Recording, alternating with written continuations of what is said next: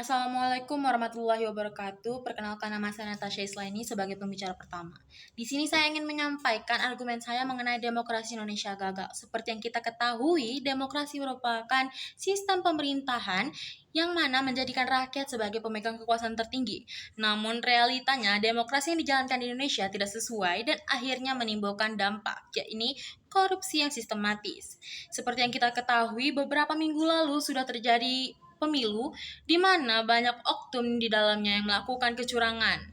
Nah, kecurangan-kecurangan ini terjadinya ada berbagai faktor. Yang pertama adalah adanya orang-orang pragmatis di dalamnya.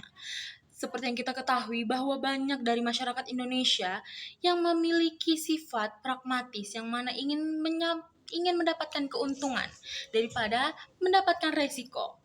Nah, di Indonesia sendiri banyak masyarakat yang belum mengerti apa itu demokrasi, sehingga pemilu yang dijalankan di Indonesia berjalan sesuai keinginan orang-orang pragmatis, yakni orang-orang yang memberikan dana atau suntikan dana terhadap masyarakat.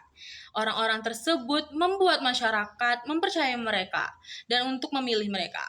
Faktor dari pemerintah-pemerintah dahulu di Indonesia seringkali tidak mendengarkan perkataan rakyat.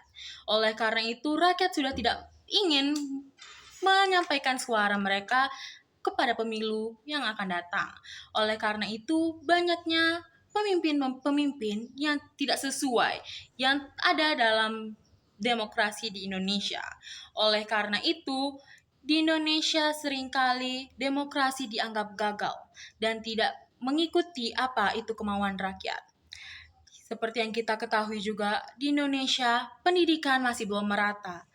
Pendidikan mengenai demokrasi belum merata, sehingga orang-orang yang tidak berpendidikan dapat memiliki hak suara yang sama dengan pemilih-pemilih yang sudah belajar dan mengetahui bagaimana seseorang itu dapat memimpin sebuah negara ini. Oleh karena itu, masalah dari demokrasi Indonesia yang gagal ini sangat complicated, sehingga kita sebagai warga Indonesia harus memberikan solusi yang baik ke depannya untuk demokrasi di Indonesia, agar demokrasi di Indonesia berjalan sesuai dengan keinginannya. Demokrasi sendiri merupakan sistem pemerintahan yang seharusnya menjadikan rakyat pemegang kekuasaan tertinggi. Namun, sejatinya di Indonesia, suara rakyat seringkali tidak didengar.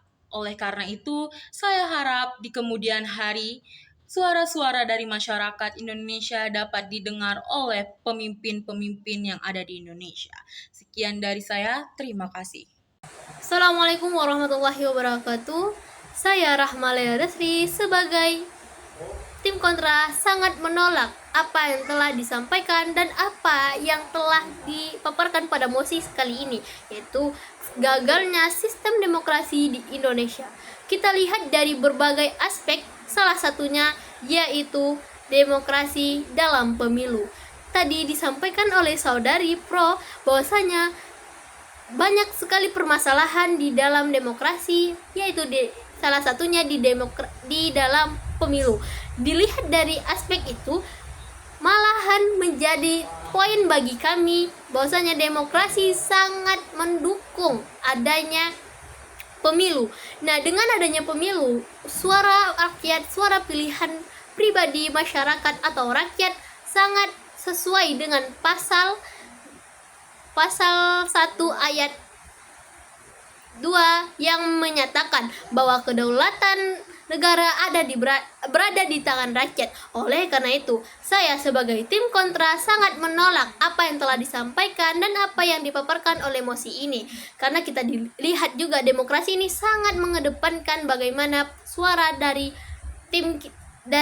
rakyat dan juga mengutamakan hak asasi manusia. Dan kita lihat, kita mempunyai landasan demokrasi yaitu Pancasila dan undang-undang. Dengan adanya demokrasi ini, kita tentunya menjadi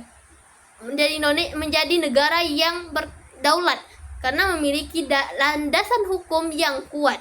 Dan dengan adanya demokrasi ini, sistem kita semakin mengedepankan bahwasanya kepentingan rakyat adalah yang paling utama. Oleh karena itu, saya dari tim kontra sangat menolak apa yang telah disampaikan, dan saya dengan tegas dan lugas sangat berprinsip bahwasanya demokrasi sangat mendukung kemajuan politik di Indonesia. Assalamualaikum warahmatullahi wabarakatuh. Perkenalkan, nama saya Widya Audina. Di sini saya sebagai pembicara ketiga akan menyampaikan kesimpulan dari mosi demokrasi Indonesia gagal. Yang pertama, pro dari mosi tersebut.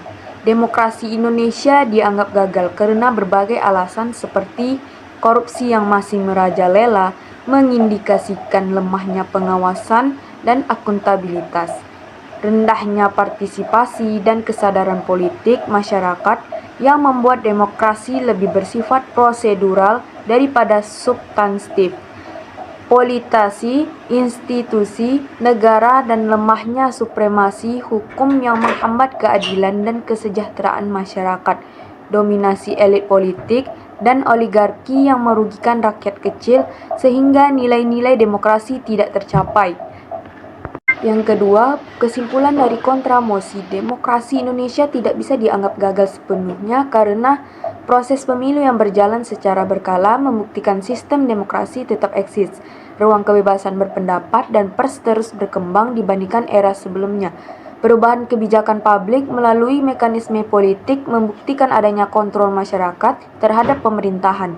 Demokrasi Indonesia adalah proses yang terus beradaptasi dengan tantangan sosial, budaya, dan ekonomi.